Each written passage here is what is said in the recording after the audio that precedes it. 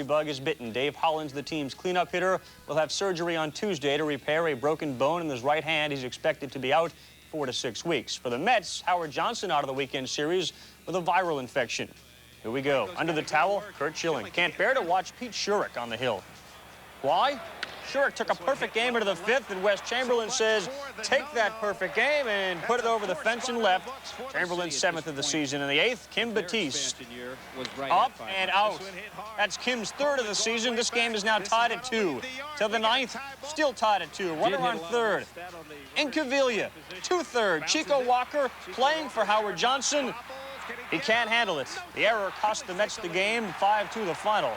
Along with the Fernandez trade, the Mets also cut left-handed pitcher Paul Gibson. They called up rookie right-hander Dave Telgeter. Now, 21.5 games out, Dallas Green and Al Harrison promised more moves for the Mets. Curt Schilling is now 6-1 lifetime against New York. Pirates and Marlins in Florida. A win by the Fish would give them the same amount of W's as Pittsburgh. Bottom of the 1st, Tim Wakefield. To Dave Magadan, and he rips one to right that drops inside the line. Brett Barbary scores easily. Wakefield doesn't last past the 2nd. 4th inning, the Fish are up 6-2. Magadan again. Not partial to who's pitching. Fred Tolliver, the victim here. Magadan's 3rd. He goes 4 for 5 with 3 RBIs. And the Marlins beat the Pirates 11-3. A club record 21 hits. Life on Planet Reebok. There are no beanballs on Planet Reebok. Rick Wilkins gets hit by Wilson. Bench is empty and no damage done. Apparently, there are bench clearing incidents on Planet Reebok, though. There are no hanging curves either. Tell that to Barry Bonds, who waits on it and then slams it out. A 2-run homer, his 16th against Greg Hibbert. The Giants up 6-zip after 3, and they go on and win it 7-2. The 4th straight win for Trevor Wilson. He allowed 8 hits. He struck out 4 in the complete game. Rick Wilkins stays hot. A 2-run homer accounting for the Chicago runs. The Padres win their 3rd straight. A rally in the 9th inning. Fred McGriff, a 2-run homer in the 9th, his 13th. Tony Gwynn, a 3-run double, won it for the Padres. 7 RBIs in the last 2 games now for Gwynn. In Atlanta, the slumping Braves and the Reds. And, well, that's trying to save Otis Nixon, who is apparently on his way out of Atlanta. Meanwhile, Deion Sanders, the new guy, back in town. In the bottom of the 9th, a 5-3 game, doubles to the gap against Dibble. Rafael Belliard goes to 3rd. Dibble still looking to close it up. But next up is Jeff Blauser, the base hit over Branson. Deion and Belliard score 5-5. The fans still want Otis. In the 11th, they would get him. Pinch running. Representing the winning run on 3rd for Brian Hunter. 1 RBI all season for Hunter. Make it 2. The liner drops in. Nixon, perhaps a last celebration with the Braves. 6-5 Atlanta. Closes out Cincinnati in 11 innings. Stanton, the winner. Pugh takes his 8th loss. Park, top of the 8th, 2 out. Jeff Parrott, Colorado clinging to a 4-3 lead. That's Scott Cervase. Takes Parrott out of the park. Solo shot, his 5th of the year. It's 4-4. Bottom of the 8th, Pedro Castellano, a 167 hitter. The bloop single to right. Gerald Clark was on 2nd. He's on 3rd. He scores. Rockies win it by a score of 5-4. Just the 3rd win for the Rockies in their last 18 home games. Jeff Bagwell in the number 3 spot went 2 for 4, but over the past 2 weeks, his average has fallen 50 points. Expos and Cardinals, only 1 run scored in the game. Joe McGran has won his last 2 starts, giving up only 1 run in 14 2/3. The Cards almost took him out of the starting rotation. Birds swarmed everywhere, apparently searching for moths, which had hatched in the county stadium grass, infield and outfield. Yes, a flock of seagulls. Remember that band? Bottom of the 1st, Yanks up 1-zip. Bills fires the single, but poor Deion James bobbles the ball with the birds swarming around him. Later in the inning, Greg Vaughn takes Melito Perez deep. Number 14, a 3-run shot. Brewers up 3-1 in the 4th. Deion James, he's had run-in with birds before. We flash back to the time when he was a Brave in '87 and killed a bird with a fly ball.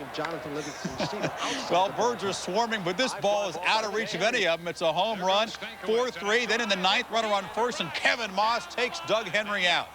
Henry had really stuffed Moss in previous matchups, but Moss turns the tables and wins it 5-4. Greg Vaughn, that home run was his 14th. B.J. Surhoff went 0 for 4, ending his hitting streak at 15 games. Birds also invading the Metrodome. Nah, just kidding. Twins beat Oakland on Shane Mack's 3-run home run on the 7th. Mack had 4 hits the night he's waited 2 months for. He was hitting just .217. Two-out situation. Greg Myers, the base hit, scoring 2 men. And then Henry Cotto comes up throwing, but throws wildly. The ball practically sailing into the 4th row right there. Stan Javier heads back to 3rd, but Eric Hansen throws wildly into left field. Javier scores. So does Myers all the way from 1st. Angels win it 8-2. Chuck Finley, a 6-hitter, his 4th complete game. He's won his last 8 decisions against Seattle. The Mariners have now dropped 6 of 7 miles. And home run number 14 into the facade in front of the upper deck. Tigers up 4-1. Bill Gullickson taking care of the rest, looking as good as he has since his injury, working the black part of the plate all night, striking out Ed Sprague, and then look at the curveball freezing Darnell Coles. Gullickson, the complete game, a 6-hitter, his first complete game since August before knee and shoulder surgery. Tigers take the first 2 of the 4-game set. They lead the Jays by 3 games, and Jack Morris's 4-game win streak against his whole team is history. In Fenway, the rolling O's and the reeling Red Sox. Oriole pitching has lifted them to 8 straight wins. Boston had tumbled down to 5th place with bad pitching, and Butch Hobson, not much to cheer about. A very grim night at Fenway for the Bo Sox. Already 3-2 Orioles in the 4th. John Dobson hits Brady Anderson. That was it for him. Jose Melendez comes in and faces Cal Ripken, and Ripken takes him out.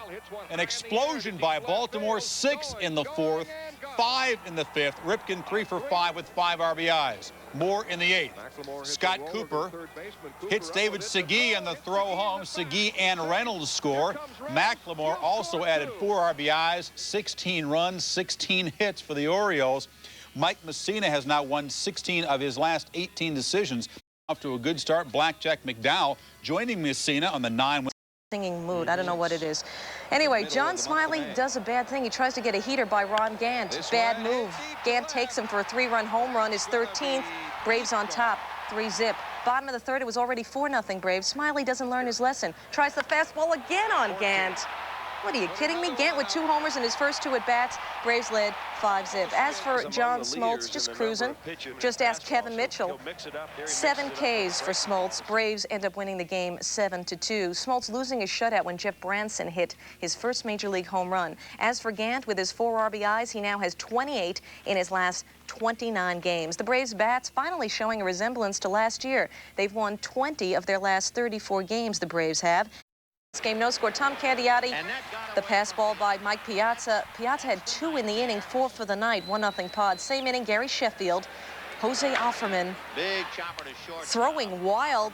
The first error by the Dodgers in 5 games. It was 3-0 Padres, but the Dodgers came back to tie it at 4, top of the 8th against Roger Mason. Dave Hansen doing the job. A pinch hit single, drives in 2. Dodgers score 3 in the 8th with 2 gone. They hang on to win it 6-4. Roger Mason now 0-4 on the year. Tony Gwynn, by the way, strained a calf muscle. He is day-to-day. Phillies facing Doc Gooden, Lenny Dykstra. Ready for this one? Sends it Jeff McKnight's way. Oh, what a play by McKnight. The Mets may be in last, but they are acrobatic. More good D. Check out Vince Coleman. Robbing Dykstra again. Hey, buddy, watch your hand. Top of the 4th, fills up 1-zip, 2 outs, 1 on Kim Batiste, knocking one. Vince, the one-man band on the run. The backhand not this time. Milt Thompson scores from first. Phillies up 2-zip. Next batter, Mickey Morandini.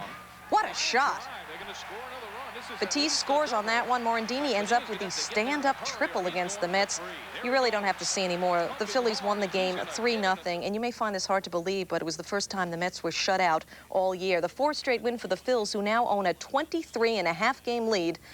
He's still looking. Top of the 3rd, Astros batting around against Scott Frederickson. Ed Taubensee, the double play grounder. No, it's not a double play grounder. 2 errors by the Rockies. Gonzalez scores. Astros were up 7-zip. 5 errors for the Rockies. It looked bad for Colorado. But what's this? A Rocky rally off Xavier Hernandez. Claude, but he calls himself Jay Owens. Hits one that hits the bag. Darryl Boston scores on Owens' first ML RBI. Astros lead cut to 1. Then in the 8th, Gerald Clark with one of his 5 hits scores 2 on that hit. Rockies get 5 in the 8th. They win the game and shock Houston 14-11. A club record 20 hits for Colorado, 4 each for Bichette and Hayes. Andres Galarraga with his 2 hits is now hitting .409, but he's 4 plate appearances short of qualifying for the batting race. As for the Giants, they were winners over the Cubs. Robbie Thompson. Half games out of last place. The Mets and breathing down the neck of the Pirates like only a Marlin can. A win Saturday and they vaulted to 4th place, and Orestes Destrada catch like that will help. Bottom of the 4th, Bucks up 2-zip. Bob Walk facing Junior Felix, and the lefty goes to left. It's a 3-run home run, his 7th of the year, and the Fish are up 3-2. How about the sweet swing of Dave Magadan? Goes to right and it goes out. Mag's 4th of the season. The Fish fly, the Fish dance. Marlins owner Wayne Huizenga caught up in the Fish net of excitement. 5-2, couple the Marlins win with the previously mentioned Cubs loss, and the Fish are now in a tie for 4th. Hammond has won 6 of his last 7. Brian Harvey faced 5 batters, retired them all for their 3rd straight. A low-scoring game because of plays like this. Tim Raines, the shot, Jose Lean, the robbery. What a stop. He does it so naturally.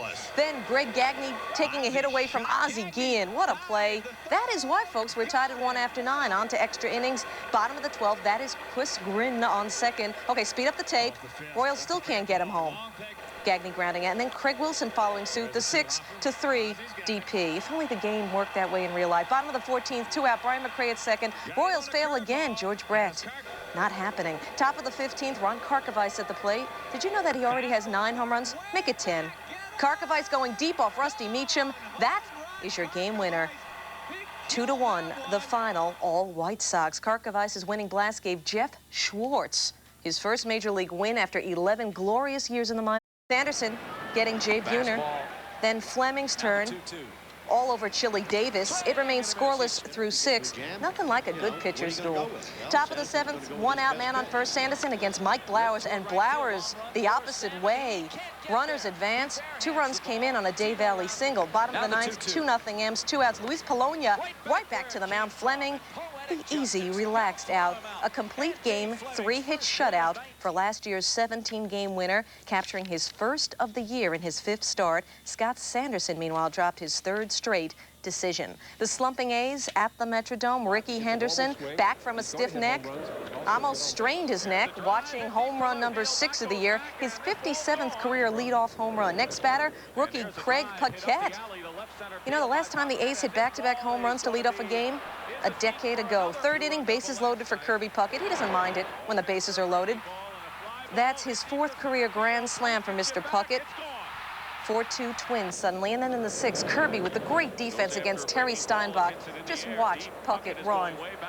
And robbing Steinbach of the home run, Twins went on to a 7-2 roll. Kirby and the Twins win their season-best 5th straight, sending the A's to their season-high 5th straight defeat. The 3rd, the hit parade begins. Tony Phillips at the plate. Tony Phillips goes to right for a single. Travis Fryman next to step to the mic, and on singles night, he gets one, despite the great stop by Ed Sprague. Cecil comes to the plate. He's dancing singles night. 2-run score on this bloop single. It's 2-zip. The Mick. And his single sends Al Leiter to the showers. Tigers send 11 men to the plate in the 3rd. In the 5th, Mike Timlin to Dan Gladden. The Jays should have brought the outfield in. It's another single. A powwow at the mound. Hey, how about this singles thing? Mickey Tettleton, he drops another one in, and Cecil scores. It's 12-zip, and singles leave the game as couples. Tigers win at 12-1, 15 hits for Detroit. All of them singles. The night flashback to 87. He gives up a grand slam to Paul Carey. Remember that name, Paul Carey. His granny helped the Cardinal win the 87 title. At Fenway on Saturday, Paul Carey is now a teammate of Big Ben's. We're scoreless in the 5th. Ivan Calderon. The shot, Leo Gomez can't come up with it. Tony Pena sprinting towards home, and the Sox are up 1-zip. 7th inning, Paul Quantrill to Paul Carey. Off the wall he goes. As a kid, he grew up watching games at Fenway. Never saw Mike Greenwell do that. Devereaux's run ties it. Top of the 9th, it's Carey again with the bases loaded. And he comes through. Sharp single to left. Damon Buford scores. Carey has a huge day. 3 hits. A hometown hero hurting the hometown team.